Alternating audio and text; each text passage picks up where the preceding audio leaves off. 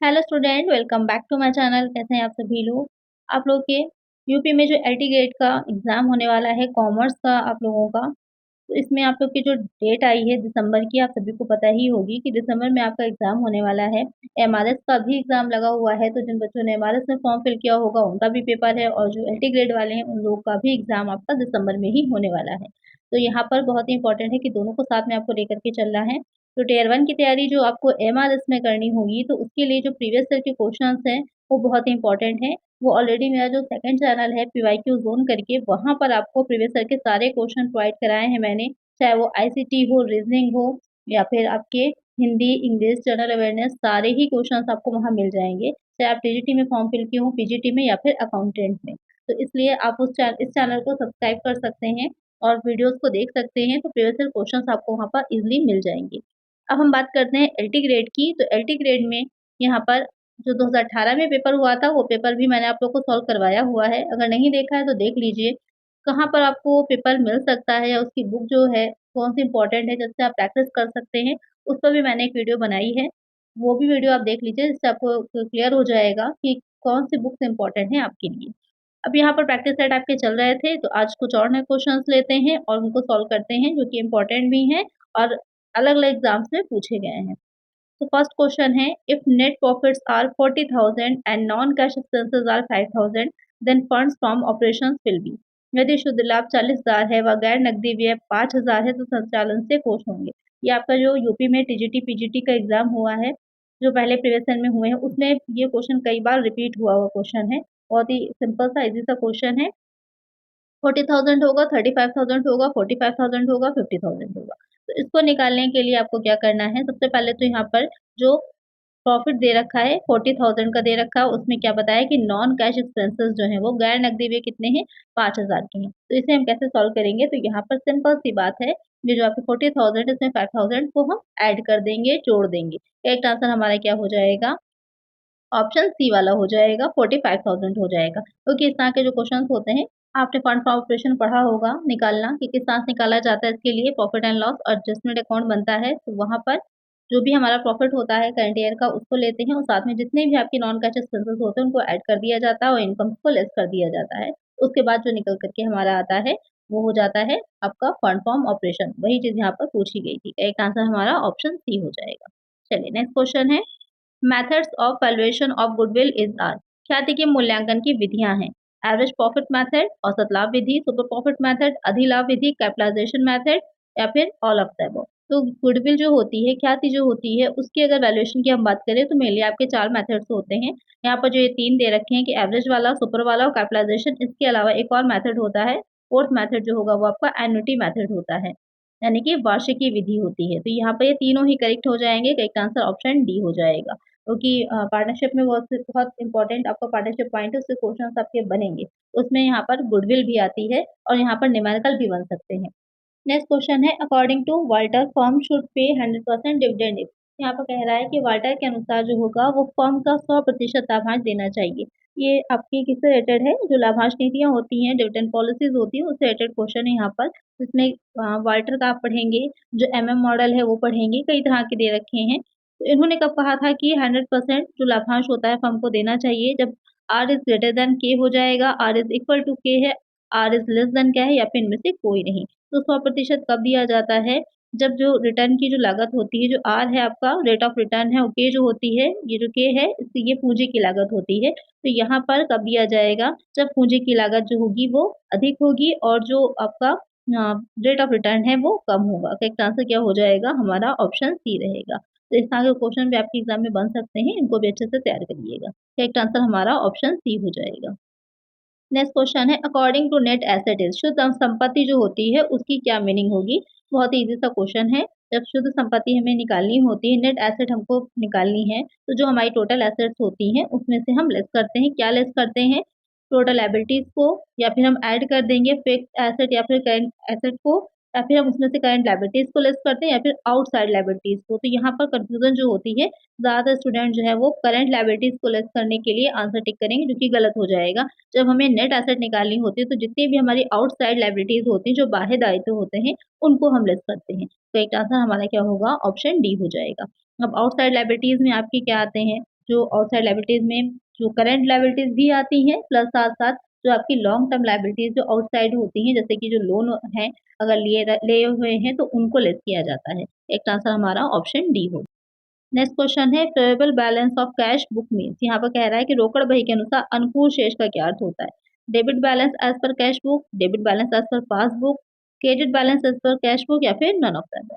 तो जब भी हम बात कर रहे हैं कैश बुक की, तो एक चीज़ का ध्यान रखिएगा, जो कैश बुक होती है उसका जो कैश कॉलम होता है, उसका जो बैलेंस होता है वो हमेशा ही किस तरह का बैलेंस रहता है, हमेशा ही डेबिट बैलेंस दिखाती है। तो जब फेवरेबल की बात की जाएगी कि अनुकूल शेष होगा, तो वहाँ पर होगा debit balance as per cash book. Debit side में क्या दिखाया जाता है? डेबिट साइड में जितनी भी रिसीविंग्स होती हैं वो आएँगी और क्रेडिट साइड में जितने पेमेंट होता है वो आएगा। एक आंसर हमारा ऑप्शन ए होगा। और हमेशा ही क्या होता है, जो कि रिसीविंग है, जो रिसिप्ट हो रही है वो ज़्यादा होगी और जो पेमेंट है वो कम होगा, इसलिए डेबिट बैलेंस आता है। The cost of asset is 60,000. The scrap value will be 25% at the end of 10 years. If straight line method of depreciation is followed, the rate of depreciation is। यहाँ पे क्या कह रहा है, परिसंपत्ति की लागत 60,000 है, 10 वर्षों के अंत में स्क्रैप वैल्यू कितनी है? 25% है। यदि मूल्य ह्रास की सीधी रेखा विधि का पालन किया जाता है तो मूल्य ह्रास की दर क्या होगी? 7.5% है, 9% है, 10% है, 15% है। तो यहाँ पर आपसे ये नहीं पूछा है कि डिप्रिसिएशन कितना लगेगा, आपसे ये पूछा है कि कितने परसेंट पर डिप्रिसिएशन लगेगा, रेट क्या होनी चाहिए। तो यहाँ पर आप देख रहे होंगे कि कॉस्ट ऑफ एसेट जो है, सबसे पहले उसको लिख लीजिए 60%। स्क्रैप वैल्यू कितनी बताई थी? 25% बताई थी, जो आपकी कॉस्ट दे रखी है एसेट की उस पर। तो 60,000 का 25% निकालेंगे, कितना आएगा? 15,000 आएगा। यहाँ पर निकालने का सिंपल सा है, इसको डिवाइड करिएगा तो यहाँ पर कितना आ जाएगा आपका? डिवाइड करने पर 4 आएगा। उसके बाद यहाँ पर 4 से आप 60,000 को डिवाइड करेंगे तो 15,000 आ जाएगा। अब डिप्रिसिएशन निकालने का जो मेथड होता है, जो उसका फॉर्मूला है, वो ये आपका फॉर्मूला होता है, इसको ध्यान में रखिएगा। और ये क्वेश्चन आपका डिप्रिसिएशन से रिलेटेड एक क्वेश्चन ज़रूर पूछा जाएगा और न्यूमेरिकल क्वेश्चन भी बनते हैं। तो ओरिजिनल कॉस्ट ऑफ एसेट में से हम स्क्रैप वैल्यू जो होती है उसको लेस करते हैं और डिवाइड कर देते हैं एस्टिमेटेड लाइफ ऑफ एसेट से। यहाँ पर जो 60,000 है उसमें से हमने 15,000 को लेस किया। जो लाइफ दे रखी थी वो 10 ईयर्स थी, लेस करेंगे 45,000 डिवाइड करेंगे तो यहाँ पर आ जाएगा हमारा डिप्रिसिएशन कितना निकल के आएगा? 4,500 निकल कर के आएगा, जो हमारा डिप्रिसिएशन है। अब यहाँ पर हमको डिप्रिसिएशन तो पता चल गया, लेकिन हमको क्या चाहिए? हमको डिप्रिसिएशन नहीं चाहिए, हमको तो रेट चाहिए। रेट कैसे निकालेंगे? 4,500 अपॉन 60,000 इंटू 100, यानी कि जो डिप्रिसिएशन निकल कर के आया और जो एक्चुअल कॉस्ट थी जो हमारी एसेट की, उससे हम डिवाइड करके 100 से मल्टीप्लाई कर देंगे, तो हमारा कितना निकल कर के अब आएगा? जो डिप्रिसिएशन है 7.5% निकल कर के आएगा और यही हमारा करेक्ट आंसर होगा, क्योंकि हमसे क्या पूछा गया था? रेट ऑफ डिप्रिसिएशन पूछा गया था। तो यहाँ पर अब हमने इसको सॉल्व किया तो करेक्ट आंसर क्या होगा? यहाँ पर हमारा करेक्ट आंसर हो जाएगा ऑप्शन ए 7.5%। तो इस तरह से ऐसे क्वेश्चंस को आपको सॉल्व करना है। थोड़ा-सा टाइम टेकिंग है, लेकिन जब आप उसकी प्रैक्टिस कर लेंगे अच्छे से तो वहाँ पर आपको ज़्यादा टाइम नहीं लगेगा, बहुत जल्दी क्विकली ही आप इसको सॉल्व कर लेंगे। और नेगेटिव मार्किंग है, इसलिए बहुत अच्छे से ध्यान में रख कर के आपको तैयारी अपनी एग्ज़ाम की करनी है। चलिए नेक्स्ट क्वेश्चन है, resolution expenses are recorded in realisation account in the, समापन के व्ययों को वसूली खाते में लिखा जाता है डेबिट साइड में, क्रेडिट में, not recorded in realisation account या फिर नन ऑफ द अबव। तो यहाँ पर क्वेश्चन क्या कह रहा है कि जो समापन के जब डिसॉल्व हो रही होती है कोई भी फर्म, कोई भी कंपनी, तो वहाँ पर कुछ उसके एक्सपेंसेस होते हैं, तो उन एक्सपेंसेस को जो हमारा वसूली खाता तैयार किया जाता है, तो एक क्वेश्चन और आपका क्लियर हो गया कि जब रियलाइज़ेशन अकाउंट कब तैयार किया जाता है? जब किसी कभी फर्म का क्या हो रहा होता है? समापन हो रहा होता है, डिसॉल्व हो रही होती है। तो यहाँ पर उसको हम किस साइड में दिखाएँगे? तो उसे डेबिट साइड में दिखाया जाता है। करेक्ट आंसर क्या होगा हमारा? ऑप्शन ए होगा। और ये किससे रिलेटेड है? ये आपके पार्टनरशिप अकाउंट जो बनते हैं, उससे रिलेटेड है। तो इसको ध्यान में रखिएगा। जो पार्टनरशिप वाला पॉइंट है बहुत ही इंपॉर्टेंट है, उससे आपके काफ़ी क्वेश्चंस बनेंगे। नेक्स्ट क्वेश्चन है, the intrinsic value of shares is determined, अंशों का आंतरिक मूल्य ज्ञात किया जाता है। तो जो इंट्रिंसिक वैल्यू होती है वो कैसे निकाली जाती है? On the basis of net asset, on the basis of profit, on the basis of market value, on value decided by speculators. तो जब इंट्रिंसिक यानी कि आंतरिक मूल्य अंशों का निकाला जाता है तो हम कैसे उसे डिसाइड करते हैं? तो जो नेट एसेट अभी आपको निकालना मैंने बताया था, इससे पहले के जो क्वेश्चंस आपने सॉल्व किए थे वहां पर आपने देखा था कि नेट एसेट किस तरह से निकालते हैं। वैसे हम नेट एसेट को निकाल लेंगे, उसके बाद जितने भी आपके शेयर्स दे रखे होते हैं उसे डिवाइड कर दिया जाता है, हमारा जो आंतरिक मूल्य होता है वो निकल आता है। करेक्ट आंसर क्या होगा हमारा? ऑप्शन ए हो जाएगा। When of the following transactions will change current ratio, निम्नलिखित में से कौन सा लेन देन जो होगा वो चालू अनुपात में परिवर्तन ला सकता है? Purchase of goods for cash, payment to trade creditors, accepting bill drawn by trade creditors या फिर डिसऑनरिंग ऑफ बिल्स रिसीवेबल्स। तो यहाँ पर क्या कह रहा है, जो आपका करंट रेशियो होता है, करंट रेशियो कैसे निकलता है, current asset upon current liabilities हो जाती हैं। तो जब या तो करंट एसेट में कोई चेंज आएगा या फिर करंट लायबिलिटीज में, अब चाहे वो डिक्रीज हो या इंक्रीज हो, तो इफेक्ट पड़ेगा जो आपका करंट रेशियो है उसके ऊपर। तो यहाँ पर कौन सी चीज इफेक्ट डाल रही है, तो purchase of goods for cash, आपने गुड्स खरीदा कैश में, तो गुड्स भी क्या है, करंट एसेट है, कैश भी करंट एसेट है, कोई भी इफेक्ट नहीं पड़ेगा। आपने व्यापारिक लेनदारों को भुगतान किया है। उसके बाद क्या कह रहा है कि accepting bill drawn by trade creditors, आपने जो है लिखित विनिमय पत्र स्वीकार किए हैं या फिर डिसऑनर हो गया है बिल्स रिसीवेबल का। तो यहाँ पर कौन सी चीज से इफेक्ट पड़ेगा, बहुत ही सिंपल सा इजी सा क्वेश्चन है, जल्दी से इसका आंसर मुझे कमेंट कर दीजिए। इस तरह के क्वेश्चन बहुत से मैंने आप लोग को ऑलरेडी कराए हुए हैं, इससे पहले के प्रीवियस वीडियो में, या अगर आप पहले से मेरे सब्सक्राइबर हैं तो अकाउंटेंट की तैयारी भी मैंने कराई हुई है, चाहे वो ट्रिपल एससी हो या फिर बिहार में जो हुआ था, तो ऑलरेडी आप लोग जानते हैं। सारे क्वेश्चन बहुत इजी से हैं, जल्दी से कमेंट करिएगा इसका आंसर। नेक्स्ट क्वेश्चन है, which of the following is not a quick asset, इसमें से कौन सी तरल संपत्ति नहीं है, stock, Sunny debtors, bills receivable, cash in hand. तो कौन सी क्विक एसेट नहीं है, तो अगर आपने प्रीवियस से क्वेश्चंस देखे होंगे तो वहाँ पर बहुत ही ज़्यादा डिफिकल्ट लेवल के क्वेश्चंस नहीं पूछे गए हैं। जैसा आपका टीजीटी का लेवल रहता है, यूपी में जो टीजीटी का एग्जाम है, वैसे तो अभी आपका दिसंबर में था, लेकिन अब होगा या नहीं कोई श्योर नहीं है। तो जैसा पैटर्न उससे रहा है, जिस लेवल के क्वेश्चन है, वैसे ही आपके 2018 में भी पूछे गए थे, तो उसी को ही ध्यान में रखकर आप अपनी तैयारी कर सकते हैं। यहाँ पर तरल संपत्ति नहीं है, तो उसकी अगर हम बात करें तो जो स्टॉक है वही तरल संपत्ति नहीं है। क्विक एसेट ऐसे एसेट्स होते हैं जिनको आप कन्वर्ट कर सकते हैं जल्द से जल्द, किसमें, कैश में। तो यहाँ पर स्टॉक जो है वो क्विक एसेट में शामिल नहीं होता, बाकी तीनों ही आएंगे। करेक्ट आंसर हमारा ऑप्शन ए होगा।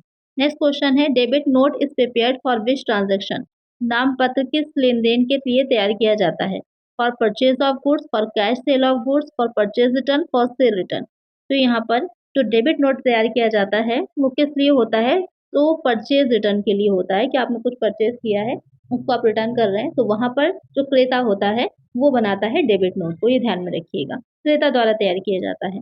एक आंसर क्या होगा हमारा, ऑप्शन सी होगा। चलिए नेक्स्ट क्वेश्चन है, under cost control accounting normal wastage of material is debited to. यहाँ पर क्या कह रहा है, लागत नियंत्रण लेखा विधि में सामग्री की सामान्य क्षति को डेबिट किया जाता है। Costing profit and loss account में, स्टोर्स लेजर कंट्रोल अकाउंट में, financial goods ledger control account में, या फिर फैक्ट्री ओवरहेड कंट्रोल अकाउंट में। तो यहाँ पर जो लागत नियंत्रण लेखा विधि यानी कि कॉस्ट अकाउंटिंग आपने पढ़ी होगी, और उसमें जो नॉर्मल वेस्टेज होता है मटेरियल का, उसको हम कहाँ पर डेबिट करते हैं, तो उससे फैक्ट्री ओवरहेड जो होता है उसमें डेबिट किया जाता है। एक आंसर हमारा ऑप्शन डी होगा। तो इस तरह के क्वेश्चंस को दूर से ध्यान में रखिएगा, अच्छे क्वेश्चंस हैं, आपके एग्जाम में आ सकते हैं।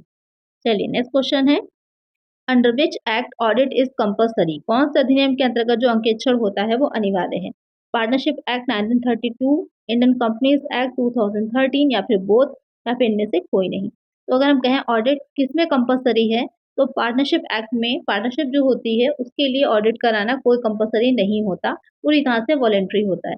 लेकिन जो कंपनियां होती हैं, कंपनीज होती हैं, उनके लिए ऑडिट कराना कंपल्सरी है, और वो किस एक्ट में है, 2013 में है। करेक्ट आंसर हमारा ऑप्शन बी हो जाएगा।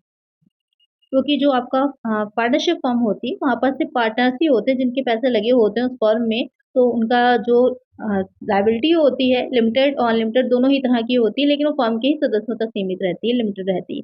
लेकिन यहाँ पर जो आपके इंडियन कंपनीज होती हैं, इसमें जो जैसे कि पब्लिक कंपनी है तो उसमें बहुत सी पब्लिक जो होती है उसके पैसे लगे होते हैं, तो इस वजह से वहाँ पर उनका ऑडिट होना जरूरी है, जिससे कि किसी तरह का कोई फ्रॉड ना किया जा सके।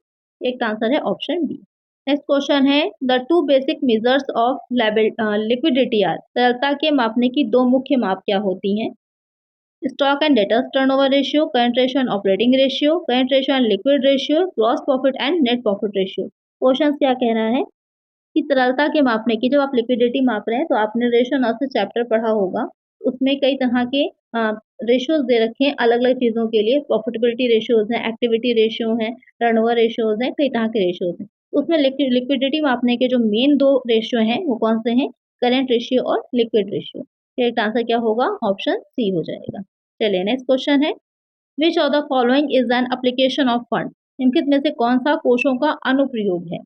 पेमेंट ऑफ सैलरी, वेतन का भुगतान करना, यानी कि कहने का क्या मतलब है, एक फंड फ्लो स्टेटमेंट जब हम तैयार करते हैं तो एक साइड हम एप्लीकेशन ऑफ फंड्स लिखते हैं, एक तरफ हम सोर्सेज ऑफ फंड लिखते हैं।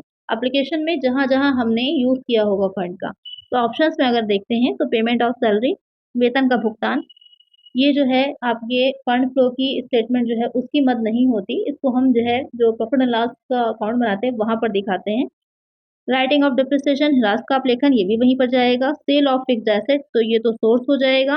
पेमेंट जो हम डिविडेंड का कर रहे हैं ये हमारा एप्लीकेशन है। करेक्ट आंसर हमारा क्या होगा? ऑप्शन डी वाला होगा।